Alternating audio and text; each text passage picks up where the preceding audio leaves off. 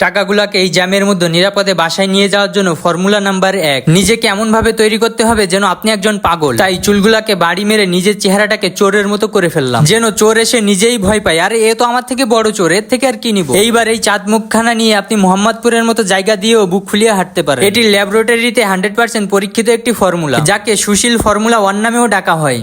আসসালামু আলাইকুম এভরিওয়ান, কি অবস্থা সবার? পাশের বাসার আঙ্কেল অসুস্থ থাকায় তার ডিউটিটা আমাকেই পালন করতে হচ্ছে। তো আন্টি এসে কার্ডটা ধরিয়ে দিয়ে বলল, যাও বাবা, জিলো আপনি জিন্দেগি। আই উইশ আন্টি এটা বলতো। আন্টিদের নাকি দোকানে কিছু টাকা পাওনা হয়ে গেছে, তাই সেই টাকাগুলো পরিশোধ করে দিতে বললো। এরপর টাকাগুলোকে তুলে একদম পকেটে ভরে দিলাম। বিশ্বাস করেন, এই যেই প্রথমবার যেবার কিনা আমি এটিএম থেকে টাকা তোলার পরেও গুনি না। হয়তো আমি লিজেন্ড হয়ে গেছি, না হয় মানুষের উপর থেকে বিশ্বাস উঠে সেটা মেশিনের উপর চলে গিয়েছে। বাইরে এই কঠিন বাড়ি মারা জ্যামের মতো চোর ডাকাতের হাত থেকে বাঁচতে সুশীল ফর্মুলা 1 প্রয়োগ করে ফেললাম। যদিও আমি চোরের মতো দেখতে, তবে বিশ্বাস করেন আমি কিন্তু চোর না। যদি চোরই হতাম তাহলে সেই কবেই সিনিয়র আপুর মনটাকে চুরি করে ব্যাগে ভরে ফেলতাম না। যেহেতু এটা পরীক্ষিত ফর্মুলা ছিল, তাই সহজেই কোনো নিরাপদ ছাড়াই বিপদে চলে আসলাম। যেহেতু আমি পাগলের অ্যাক্টিং করছিলাম, সেহেতু ফুটপাতকে গাড়ি চলাচলের জন্য ছেড়ে দিয়ে নিজে রাস্তা দিয়ে হাঁটতে লাগলাম। এরপর দোকানে এসে আঙ্কেলের বাকির খাতাটা বের করালাম। সেখানে দেখলাম মাত্র 7,000 টাকা হয়েছে। তো 7,000 টাকা জায়গায় দাঁড়িয়ে এক নিঃশ্বাসে কার্ডে পেমেন্ট করে দিলাম। এইরকম কঠিন বাড়ি মারা টিপস পেতে ফলো করুন সুশীল ভাই।